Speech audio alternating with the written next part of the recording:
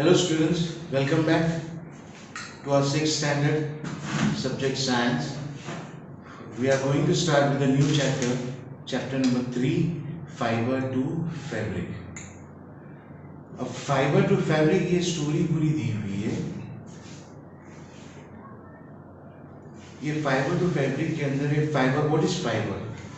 Fibre क्या चीज़ है? एकदम बारीक जो थ्रेड होता है, बाल जैसे होता है, उसको बोलते हैं फाइबर. और फैब्रिक किसको बोलते हैं? जो तैयार कपड़े होते हैं उसको फैब्रिक बोलते हैं. तो ये चैप्टर के अंदर हम पूरी स्टोरी इसकी समझेंगे कि फाइबर से फैब्रिक कैसा बनता है and from where we are getting the fiber. So in this part we are going to study variety in fabrics. Second is fiber and some plant fibers, cotton and jute. तो first variety in fabrics के अंदर सबसे पहले fabrics यानी कपड़ा. तो हम सबसे पहले कपड़ा कौन से वेराइटी का देखते हैं. फर्स्ट ऑफ ऑल हमारे जहन में सबसे पहले क्या आता है? कॉटन आता है. सेकेंड वूल आता है.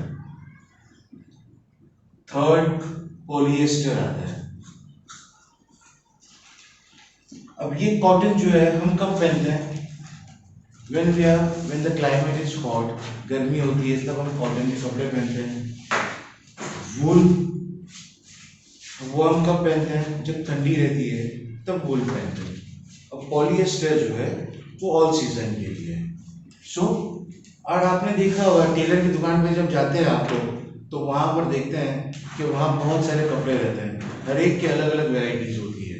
आप कपड़े को हाथ पकड़ के देखो तो वहाँ पर दिखेगी तुम्हारे को कि ये this cloth is something different from other cloth. So ये वेराइटीज के अंदर हमने समझा. So Paheli and Boojho won the first prize in the science quiz competition held at the school. तो साइंस क्विज कंपटीशन के अंदर वो लोग ने फर्स्ट प्राइज उनके स्कूल के अंदर वो लोग ने जीता. They were very excited and decided to use the prize money to buy clothes for their parents. वो बहुत खुश हो गए तो वो लोग ने सोचा कि फिर okay we have won the prize, तो वो प्राइज से हम जो है हमारे पेरेंट्स के लिए we are going to purchase the clothes. So when they saw a large variety of cloth material. अब जो फाइबर होता है वो एक जैसे एक बहुत बड़ा, हम कोई भी दुकान में जाते हैं तो फैब्रिक जो है एक बहुत बड़े थान में रहता है, रोल के अंदर रहता है या तो थान में रहता है या तो बहुत सारे अलग अलग तरह के कपड़े होते हैं. तो उसको क्या बोलते हैं? वो लोग फैब्रिक्स बोलते हैं. तो वहाँ पर जब दुकान पे गए वो लोग तो लोग ने फैब्रिक देखा बहुत अलग अलग वेराइटीज के. सो दे गॉट कंफ्यूज्ड हो गए. The shopkeeper explained that some clothes or fabrics were cotton and some were synthetic. तो जो शॉपकीपर के पास गए वो लोग ने, तो शॉपकीपर ने क्या बोला कि जो भी कपड़े हैं वो या तो कॉटन के हैं या तो सिंथेटिक है. अब सिंथेटिक जो है वो we are going to study about this also. लेकिन हम ये क्लास के अंदर सिंथेटिक जो है बहुत नॉमिनल उसका एक ओवरऑल हम समझेंगे. उसका एक्सप्लेनेशन जो है 7th स्टैंडर्ड में आएगा. So he also had woollen mufflers and shawls. Mufflers हम ठंडी के अंदर वुलन पहनते हैं और शॉल्स पहनते हैं, तो वो भी थे दुकान के अंदर. There were many silk saris as well. Silk saris भी थी बहुत दुकान के अंदर. और each and every variety of cloth was present in the shopkeeper in the shop. So they touched and felt these different fabrics. वो लोग ने फील किया, हाथ लगाया और देखा कि हर एक कपड़ा जो है अलग अलग वैरायटी का है. Finally they bought a woolen muffler and a cotton saree. वो लोग ने फिर फाइनली एक डिसाइड किया कि एक वुलन मफलर लेते हैं और एक साड़ी लेते हैं. After their visit to the cloth shop, Perry and Bujo began to notice various fabrics in their surrounding. अब जैसे तुम्हारे को अगर दुकान के अंदर जाओगे तो वहाँ अलग अलग वेराइटीज के देखो तो यू विल बी एंशियस क्या, और उसके अंदर देखोगे कि भाई इसके अंदर हमारे को क्या क्या और वेराइटीज मिलेगी. तो they were also anxious and they thought we are going to visit the other stores and find out what are the varieties and from where they come from. So began to notice various fabrics in their surrounding. they found that bed sheets, blankets, curtain, tablecloth, towels and dusters were made from different kinds of fabrics. अब bedsheet जो है, pillow के cover जो है, table cloth है, towels है, पर्दे हैं, जो कर्टन्स है, जो पर्दे हैं, वो भी अलग अलग वैरायटी के हम लोग ने नोटिस किया। और आप भी नोटिस करते हो कि हम जब कोई भी कर्टन्स देखते हैं तो उसकी वैरायटी अलग होती है, जो हमारा बेडशीट होता है उसकी वैरायटी अलग होती है, पिलो का कवर की वैरायटी अलग होती है, टॉवल्स जो होते हैं वो भी उसकी वैरायटी अलग होती है। तो they are also noticing it about it. So even the school bags and the gunny bags were made from some kind of fabric. उन्होंने ये भी देखा कि जो हम स्कूल बैग लेके आते हैं तो वो भी फैब्रिक ही है, वो भी एक अलग वैरायटी की बनती है। और जो गनी बैग जो हम एक कपड़े की जो थैली आती है, वो कप जो वेजिटेबल्स बाजार से लेके आता है मम्मी, वो गनी बैग जो है वो भी अलग वैरायटी की फैब्रिक की बनी हुई है। They tried to identify this fabric as cotton, wool, silk और synthetic. तो वो लोग ने यही सोचा कि हमारे को इसको आइडेंटिफाई करना पड़ेगा कि इसके अंदर ये कौन से अलग अलग वेराइटीज के हैं। सो वेराइटी इन फैब्रिक्स, तो ये एक्टिविटी दी हुई है, एक्टिविटी 1 और एक्टिविटी 2, वो तुम्हारे को खाली एज अ समझने के लिए कि ये कपड़े के जो फैब्रिक्स होते हैं वो कैसे होते हैं। तो टेलर शॉप के जब जाओगे तो वहाँ पर देखोगे बहुत सारे कपड़े के कट्स पड़े हुए रहते हैं, जो साइड के कटिंग्स होते हैं, तो वहाँ तुम देखो उठा के, तो each and every cloth is of different kind of, it has a different variety. और सेकेंड एक्टिविटी के अंदर देखोगे कि select a piece of cotton fiber fabric you label as activity 1। Now try to find a loose thread और yarn. अब yarn जो है ये फाइबर है, फाइबर क्या बोलते हैं, थिन फिलामेंट होता है।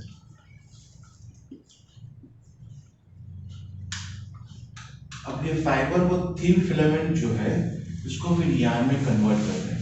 अब यार्न क्या होता है, एक लॉन्ग थ्रेड होता है जो पूरा रोल करके, पूरा हैंडलूम्स में देखते हैं वो पूरा रोल करके जो बनाते हैं उसको हम लोग बोलते हैं यार्न। फिर यार्न से जो है फैब्रिक बनता है। फैब्रिक क्या है, वो एक क्लॉथ है। फैब्रिक बनने के बाद जो हम पहनते हैं वो क्लोथ्स, और क्लोथ्स जो है वो स्टिच होते हैं, वो कपड़े सिए हुए रहते हैं। तो सबसे पहले वो कपड़े के अंदर से एक यार्न निकालो, यार्न है ना एक लॉन्ग फिलामेंट, साइड में से कपड़ा पकड़ो, कपड़े में से एक साइड से एक कोना निकालो, एक धागा बाहर निकलेगा।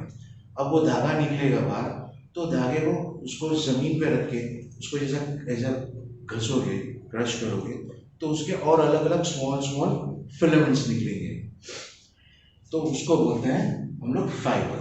Clear? Now so you might have observe something similar when you try to thread a needle. अब मम्मी जब सुई के अंदर धागा भिगोती है, the eye of the needle के अंदर जब धागा अंदर डालती है, तो धागा जो है कभी कभी अंदर जाता नहीं है, कभी कभी एकदम फैल जाता है।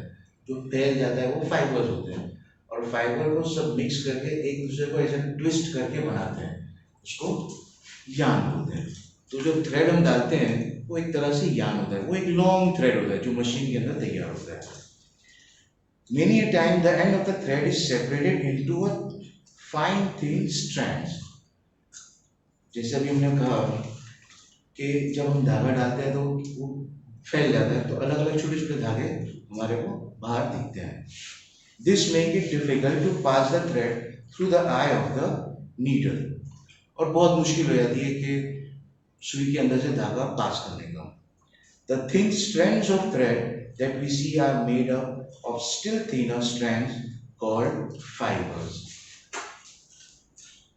देखा, जैसे हम सुई के अंदर तो धागा डालते हैं, वो धागा कभी अंदर जाता ही नहीं है, तो बाहर फैल जाता है, तो बारीक बारीक फिलामेंट जैसे टाइप होते हैं, उसको हम स्ट्रैंड्स भी बोलते हैं, STRANDS। ये स्ट्रैंड्स बोलते हैं जो फाइबर से निकलते हैं।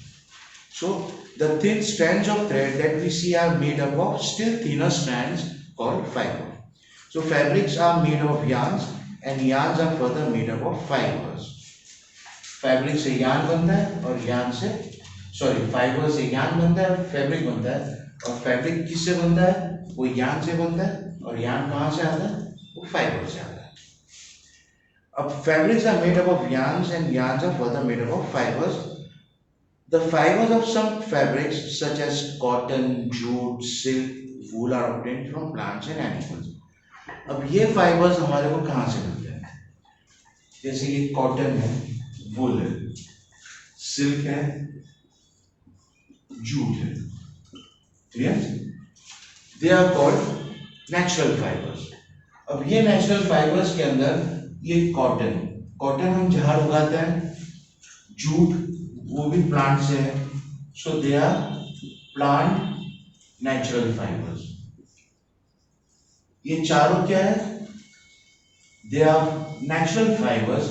अब नेचुरल फाइबर्स के अंदर भी प्लांट फाइबर्स जो they are derive from plants, और animal fibres which are derive from animals, और वुल जो है they are derive from animals, और silk is also derived from animal fiber. silk कहां से मिलता है? silk worm से मिलता है हमारे को. अब ये silk जो है हम स्टैंडर्ड 7 में उसकी डिटेल पढ़ेंगे. Right now we are going to study only cotton and jute. अब वूल जो है वो कहां से आता है? शीप में से आता है. शीप के ऊपर बहुत सारे बाल होते हैं, तो वूल उसमें से निकालते हैं.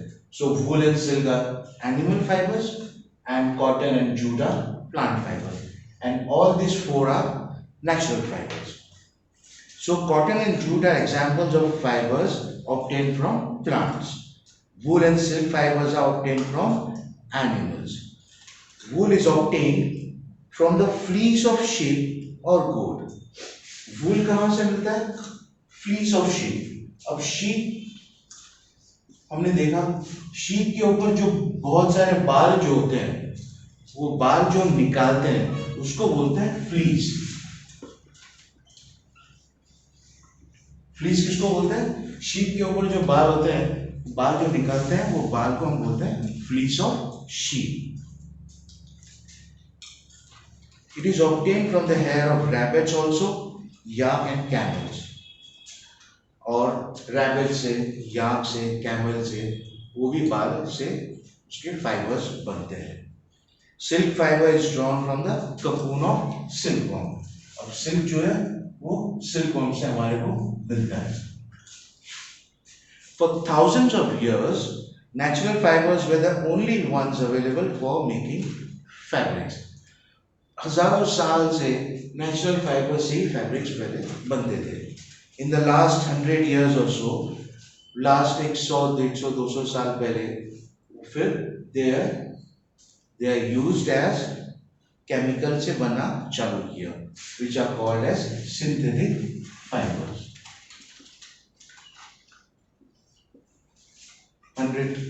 few hundred years ago से synthetic fibers बनना चालू हो गया.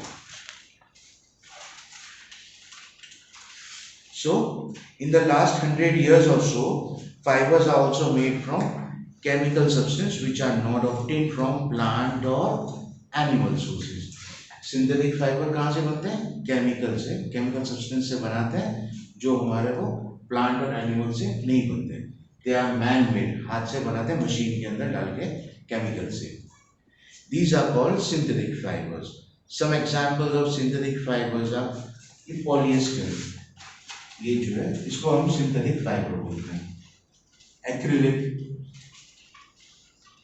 वो भी सिंथेटिक फाइबर होता है. एंड नायलॉन की रस्सी आती है, वो रस्सी जो है वो भी सिंथेटिक फाइबर होता है. Clear? Now third part, some plant fibres, cotton and jute. तो first we are going to study about cotton.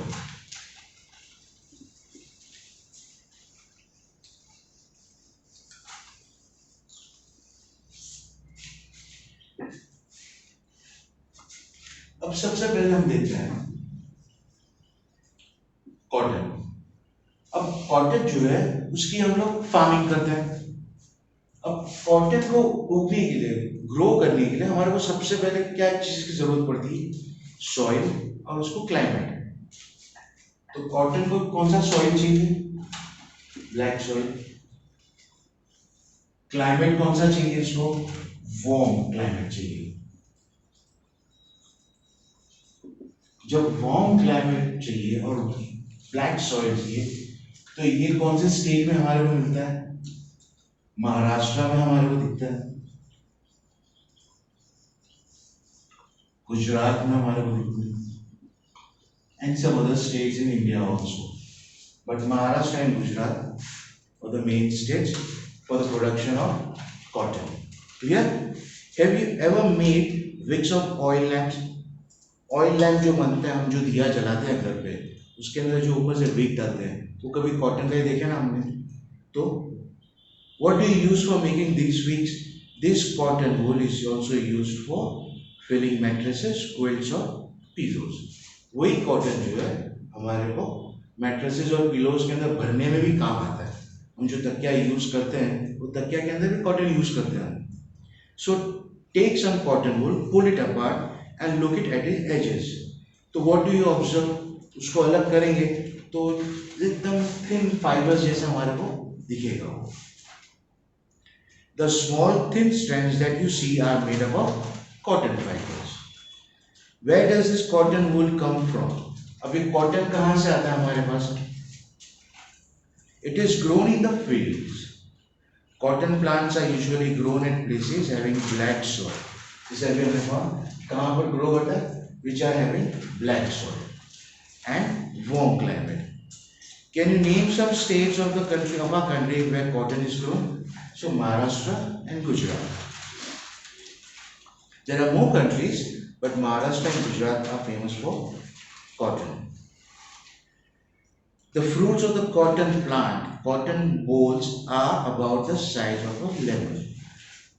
अब कॉटन प्लांट जब उगाते हैं, जब कॉटन प्लांट जो फार्मिंग करते हैं, तो जब दे आर ड्राई, जो बड़े हो जाते हैं, तो उसके बाद जब फ्लावर्स बनते हैं, तो वो जो पहले बर्ड जैसा बनता है, एक गोला जैसा बनता है, तो उसको बोलते हैं कॉटन बोल्स।